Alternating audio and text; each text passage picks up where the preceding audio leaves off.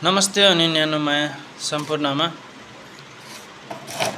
आज विशेष गरी म भिडियोमा आउनुको मकसद चाहिँ यही हो कि हाम्रो ताङतिरको यसो न गर्मीको बारेमा यसो न भनौँ भनेर आएको हैन। गर्मी एकदम दाङतिर बढिराखेको छ। गर्मीको कारणले गर्दा शरीरभरि हैन शरीर पुरै भिजेको छ कि आजको गर्मी यस्तो छ। लगभग आज 40-42 को अन्तर छ। 40 अनि 42 सेल्सियसमा गर्मी दाङतिर छ हो। हजुरहरुकोतिर कति छ यसो कमेन्ट गर्न नभुल्नु होला।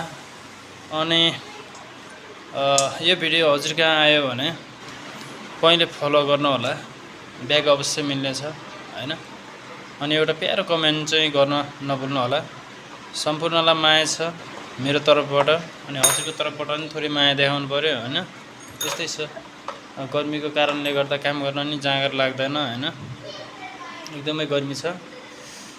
त्यसैमाथि झन् गरममा काम गर्नुपर्ने मेसिनहरुले एकदम हिट दिइरा हुन्छ, तापकरण हैन एकदम। त्यसैले गर्दा गाह्रो छ काम गर्न पनि।